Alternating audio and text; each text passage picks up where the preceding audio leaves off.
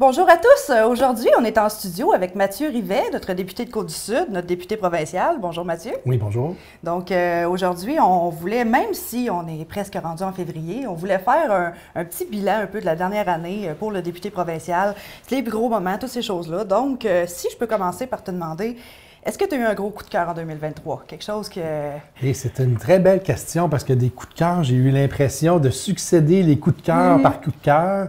D'ailleurs, je peux peut-être tout de suite te parler de ce volet-là que les gens connaissent pas nécessairement tout le temps, mais en accédant aux médias sociaux du député, on voit ce qu'on appelle la déclaration du député. Okay. Ça, c'est justement ces coups de cœur-là qui, je dirais pratiquement une fois ou 2 semaines, là, ou en tout cas plus d'une fois par mois, je vais prendre la parole à l'Assemblée nationale pour justement faire rayonner une personne, une entreprise, un coup de cœur que j'ai pu avoir à l'occasion de mes visites ou des rencontres.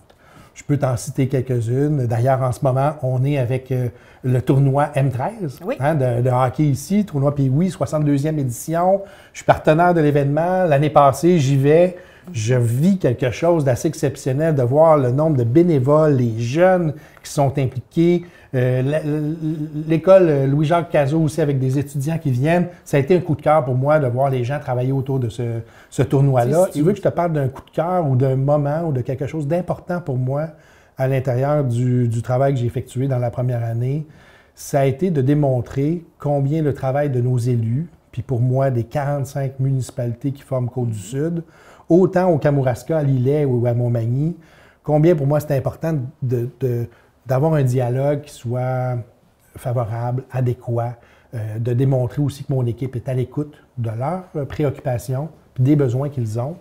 Puis j'ai envie de dire que c'est une belle réussite là, de voir le travail qui a été mis sur pied et l'attention qu'on donne aux gens qui travaillent très fort dans nos milieux pour les dynamiser puis les faire rayonner. Ça, d'établir une bonne communication avec les élus municipaux qui ont beaucoup de besoins qui relèvent du provincial, donc qui vous concernent. Oui, qui nous concernent, puis qui ont besoin de réponses, puis qui ont besoin que ça se fasse aussi dans un esprit qui soit le plus possible agréable, puis qu'on puisse donner des réponses dans un délai le plus possible rapproché. Fait que ça a été très important pour moi là, de leur démontrer le respect que j'avais de leur travail et de l'attention qu'on souhaitait donner à leur dossier. Fait que je pense qu'on peut se taper dans les mains tout le monde ensemble pour dire qu'on a un milieu avec plein d'opportunités. Hein. Je pense au fédéral, je pense à Bernard aussi, je pense au milieu municipal, je pense à tous ces liens-là qu'on fait. Je pense au complexe culturel et sportif aussi. On est ici, je vois ça, on parle de santé durable, on parle de notre environnement. Ça a été aussi des dossiers qui, pour moi, demeurent très importants, puis qu'on va continuer à apporter en 2024. C'est ça, justement, là, 2023, même si vous avez été élu en 2022, vous avez été élu en octobre 2022, donc pas mal vers la fin de l'année. Ouais. Donc, on peut dire que 2023, c'était pas mal la première vraie année en tant que député. Là. Oui, puis une vraie année avec une personne qui travaillait dans le milieu culturel ou dans le milieu de l'enseignement. J'étais enseignant au cégep à la Pocatière, mais aussi directeur du camp musical de Saint-Alexandre. J'ai fait un court-passage ici à Montmagny aussi comme directeur du centre d'études collégiales. Donc, tout ce volet-là, oui, me permettait de connaître bien le milieu, mais en même temps, au niveau des commissions parlementaires, au niveau du travail de parlementaire, puis au niveau des subtilités aussi à mettre sur pied, s'assurer qu'on soit performant comme bureau, bien, je peux vous dire que c'est tout qu'un apprentissage. Donc maintenant, si on plonge en 2024, il y a quelques gros dossiers sur lesquels j'aurais peut-être des questions à vous poser. Par contre, à la fin, je vais vous donner la parole s'il y en a quelques-uns que je n'ai pas mentionnés. Mais premièrement, si on parle des gros projets de 2024, on ne se cachera pas que le complexe, c'est un projet qui est important pour la région.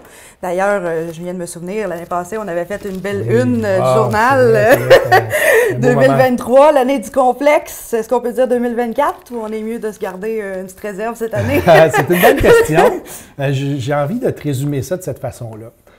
La fierté que je porte de ce volet-là, et j'ai envie de dire que tous ceux qui m'ont précédé aussi, qui ont mis la main à la pâte dans un volet comme ça, puis que je salue d'ailleurs aujourd'hui, autant les gens d'affaires que le centre de services scolaires, la MRC, la ville, les partenaires qui sont à l'intérieur de ce complexe-là, j'ai envie de dire que 2023 aura été l'année où on a permis à ce projet-là de se restructurer, de le rendre accessible dans les cases dans lesquelles il doit être positionné et de le positionner d'une façon que ce ne soit pas une décision politique. Hein? On s'entend qu'on est toujours un peu fâché de se dire, quand on appelle ça un décret, qu'il y a une décision politique qui est prise pour réaliser un projet, bien, je pense que cette année aura permis de faire comprendre à mes collègues, autant en éducation, en culture, et avec le nouveau programme qui s'appelle le PAFIR-SPA, qui est un programme qui soutient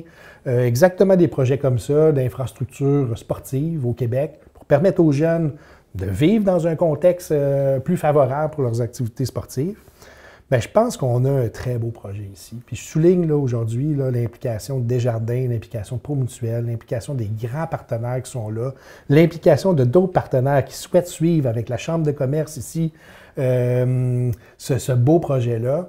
Fait que je peux dire qu'on a fait le boulot. Moi, je suis très content de l'avoir porté durant toute l'année. On est dans un processus prébudgétaire en ce moment. C'est pas simple, je vous le dis, au Québec, d'avoir de l'argent pour des infrastructures. Surtout qu'un projet qui réunit 3 facettes comme ça. Mais j'y crois, on travaille fort. Ça, là, on est au moment, on a déposé comme 2... il y a un projet pour la salle exact, en tant que telle, la salle de spectacle. Sinon, la commission scolaire a aussi déposé 2 demandes pour 20 millions dans le PQI et dans le nouveau PAFIR-SPA. Donc là, on attend la réponse. Oui. Là, il y a du monde qui travaille, puis il y a un député là, qui pousse là, à faire comprendre à tout le monde combien c'est important pour notre milieu. C'est important aussi pour le Québec d'être capable de démontrer qu'on vient dans des régions comme la nôtre, bien, qu'on est capable de porter des projets importants, des projets majeurs comme ça. Si on parle maintenant plus de l'aspect garderie CPE, là, il y avait quand même plusieurs projets dans la région. Il y en avait un à Saint-Fabien, dans le sud. Celui-là, par contre, je crois qu'il n'y a pas de place qui a été allouée pour ce projet-là. Est-ce que dans le sud de la MRC de Montmagny, on pourrait avoir l'espoir un jour d'avoir un CPE là? Bien, je dirais à Saint-François, qui est un projet quand même très concret. Là, les 2 projets ont demandé un support là, de notre bureau. Puis je tiens à souligner justement la part des gens qui travaillent dans mon bureau. Hein. Vous savez, j'ai un bureau, on parle d'ici de la région de Montmagny, mais aussi à Lillet puis au Kamouraska. Puis il y a des enjeux partout, encore une fois, au Québec, là, sur ce détail-là. Puis je salue le travail de Suzanne Roy qui fait un travail exceptionnel, avec qui je prends le téléphone, là, puis on se parle. J'ai encore parlé ce matin là, pour vous donner l'information. Puis je pense pour le CPE de Saint-François, il y a des réponses à avoir. Il y a un travail commun qui est fait par le CPE. Parce qu'à Saint-François, dans le fond, ce qu'on a eu pour le moment, c'était un CPE temporaire qui s'est installé là. Donc avec le CPE Enfant Bonheur à Montmagny. Par contre, ce qu'on veut éventuellement, c'est un CPE... Bien, il y a un terrain qui est accessible. Disons qu'il y a toujours un délai là, entre l'analyse des dossiers déposés. Il y a un travail à faire, là, je vous dirais, pour accélérer ça, puis s'assurer qu'avec un projet qui peut lever, puis comme gouvernement, on veut que ça lève, là, on est là pour ça. Bien, je pense qu'après, il faut être logique aussi, comme exemple à Saint-Fabien, effectivement, les analyses du ministère font en sorte qu'on ne peut pas démontrer le besoin exact. Mais en même temps, il y a tellement un besoin là, une volonté du milieu, que des fois, il faut être flexible. Fait que cette flexibilité-là, avec le maire de Saint-Fabien, puis leur équipe, puis la MRC ici, on est en train là, de regarder qu'est-ce qu'on peut faire pour trouver une solution, pour être imaginatif, créatif et au moins d'analyser jusqu'au bout la possibilité de faire un CPE. Parce que c'est sûr qu'à un certain moment, ça devient un peu un enjeu de marketing territorial aussi. La MRC essaie de faire des efforts pour amener plus de gens justement dans le sud, où il y en a peut-être un peu moins, mais lorsqu'on invite une jeune famille à venir s'installer ici, puis qu'on dit qu'il n'y a pas de CPE, bien c'est sûr que... Il n'y a pas de besoin parce qu'il n'y a pas assez de gens. Mais le gouvernement du Québec a mis sur pied, puis il y en a des initiatives qui se sont placées comme ça un petit peu partout sur le territoire, de garderies en milieu communautaire, par exemple. Donc, des choses qui sont plus facilitantes, qui permettent peut-être à des plus petits milieux de se développer aussi puis d'avoir ça. Mais encore faut-il bien connaître c'est quoi les enjeux puis l'organisation d'un service de garde finalement en milieu communautaire, puis de voir quelles sont les différences et de quelle façon on peut arriver le plus vite possible à développer un service de garde pour nos jeunes, parce qu'à terme, c'est ça qu'on a besoin. On a besoin de gens qui s'installent dans nos milieux pour pouvoir offrir ce service-là. Puis les CPE en communauté comme ça, les plus petits projets, dans le fond, c'est environ une dizaine de places souvent. Exactement. Qui s'installent dans un milieu, puis c'est plus rapide, je crois, pour obtenir ça. Je pense à Sainte-Euphémie, où il y a eu des initiatives qui se sont réalisées, puis qui sont performantes, puis qui fonctionnent, puis on essaie d'apporter main forte à ça. Mais la ministre Suzanne Roy a fait un excellent travail là-dessus pour s'assurer que les familles du Québec puissent avoir des endroits pour les services de garde. Puis je vous dirais qu'au début de notre mandat, c'était un enjeu qu'on entendait beaucoup. Là, il y a des choses qui se placent, il y a des places qui se sont développées. C'est une histoire à suivre, mais 2024 sera assurément une année où est-ce qu'on va dénouer certains d'eux dans ce volet-là. D'accord. Donc, c'est sûr que nous, on va suivre ça dans les prochains mois. Sinon, finalement, un dossier qui a fait assez jaser au Québec, mais aussi dans la région, le fameux troisième lien.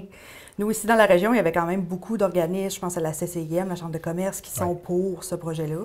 Là, pour l'instant, on est un peu Ben, moi, j'avais vu des annonces là, que c'était probablement probable qu'à Montmagny, il y ait un troisième lien. Je pensais que c'était réglé. Mais non, effectivement, ça a été un dossier, on peut dire, particulier, un dossier chaud aussi, pour Chaudière-Appalaches particulièrement.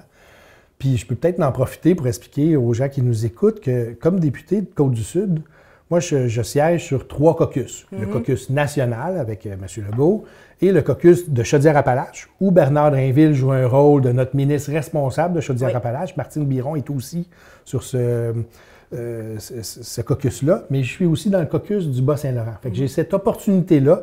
Des fois, ça rajoute quand même du boulot, puis d'assister à toutes les rencontres là, du CIS ou etc., de tous les partenaires de nos régions administratives.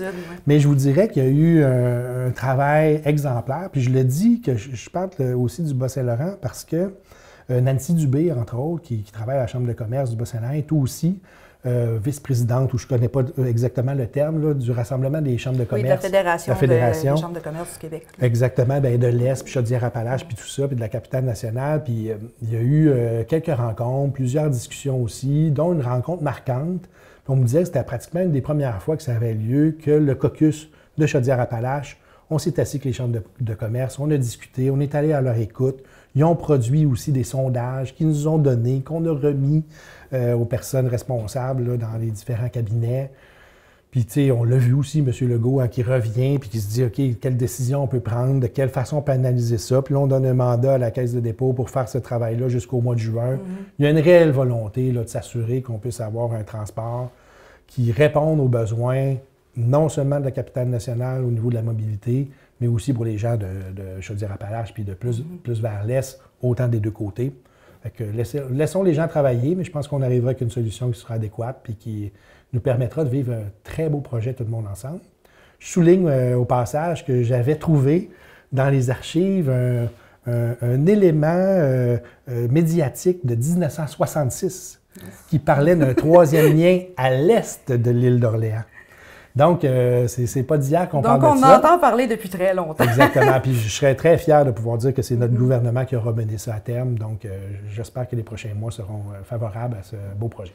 Parfait. Donc, comme tous les autres projets, c'est des choses qu'on va suivre dans les prochains mois. Finalement, je vous laisserai peut-être la parole s'il y a des projets que je n'ai pas mentionnés qui seraient peut-être à surveiller en 2024 auxquels vous pourriez penser. Bien, j'ai envie de peut-être plus de partager un volet important qu'on a vécu. Quand on parle de bilan d'une année, bien, il faut s'assurer justement que dans l'année qu'on vient de vivre, qu'on s'assure de mettre tous les outils nécessaires pour réaliser le travail à venir. Oui. Puis j'aimerais ça remercier mon équipe, puis leur dire combien Jocelyne, Dominique, Anne-Christine au Kamouraska particulièrement, mais aussi aujourd'hui Alain Brebillon qui se joint à nous là, depuis les derniers jours pour quelques jours, semaines, qui travaillait beaucoup en immigration, qui a pris sa retraite, puis qui se joint à nous là, oui, en ce moment. Il était, je crois, pour Montmagny Accueil, dans le coin de Cap-Saint-Ignace, c'est lui qui s'occupait de ça. Okay. Exactement. Donc, souligner là, combien je suis fier de l'équipe et des réponses qu'on donne aux citoyens, parce que c'est ça notre boulot, hein, c'est de faire en sorte que la Côte-du-Sud, lorsqu'on a des problématiques, autant au niveau municipal, mais aussi au niveau des individus, des personnes qui peuvent avoir des problématiques, combien on répond efficacement à ces demandes-là, puis combien je suis fier de mon équipe, de la formation qu'on réalise ensemble, puis de l'avancement qu'on se donne à être meilleur. Puis pour être meilleur, il faut savoir où qu'on veut aller. Donc, on s'est doté d'une planification stratégique, de quelques éléments où on s'est dit, OK, on se donne 5 objectifs là, dans notre année, entre autres, de faire rayonner la Côte-du-Sud. C'est important pour nous autres de se dire que les bons coups, on va les mettre de l'avant. On va aussi répondre aux citoyens, être partenaire de tout le volet socio-économique, etc., de notre milieu. Mais on s'est dit que Côte-du-Sud, la couleur qu'on avait, puis les valeurs, bien, c'était l'audace, c'était la créativité. Puis on s'est donné 3 petits mots sympathiques. Côte-du-Sud, CDS, bien, c'est créer, dynamiser et soutenir. Fait que ça, pour nous, c'est ce qu'on souhaite donner aux gens, de se dire qu'on peut créer des choses exceptionnelles ici et le député peut jouer un rôle à faire en sorte que nos idées, que nos objectifs, notre audace, on puisse ensemble faire en sorte qu'on crée ça. Puis lorsqu'on le crée, puis lorsque c'est fait, puis qu'on a eu des bonnes idées, bien, il faut dynamiser notre milieu, mettre les gens ensemble, s'assurer qu'on puisse travailler d'une façon idéale et adéquate avec les bons outils. Puis après ça, bien, on souhaite soutenir là, les gens, les individus, mais les entreprises aussi, dans leur travail, par des subventions, par de l'aide. Je souligne également le SAB, ce qu'on appelle le soutien à l'action bénévole. Donc, pour des organismes, ça ne s'adresse pas à des individus ni des entreprises, mais des organismes à but non lucratif, par exemple, ou même des municipalités, bien, peuvent nous déposer des projets. C'est plus de 250 000 $ que j'ai remis dans la dernière année pour soutenir des activités ou des projets d'organismes à but lucratif, exactement. À but non lucratif dans la région. C'est pas rien. En un an, de se dire c'est des bons budgets, c'est vraiment important pour nous d'avoir cette possibilité-là d'appuyer des organismes, puis j'en suis très content. Très fier. Bon, ben, je crois que ça fait une belle note positive pour terminer cette Ça en prend, les notes positives. Il faut toujours en trouver quelque part. Bon, merci beaucoup, M. Rivet, de nous avoir accordé cette entrevue-là pour le début d'année. Puis, bien sûr, on va continuer à suivre au cours des prochains mois les développements dans différents dossiers qui relèvent du provincial. J'ai envie de dire merci à vous aussi, comme média, de permettre aux gens d'avoir les informations qui sont accessibles. Puis, je sais que vous avez des défis aussi à rencontrer, mais bravo pour votre travail et le soutien que vous avez donné tout au long de l'année. Merci. Merci beaucoup, M. Rivet.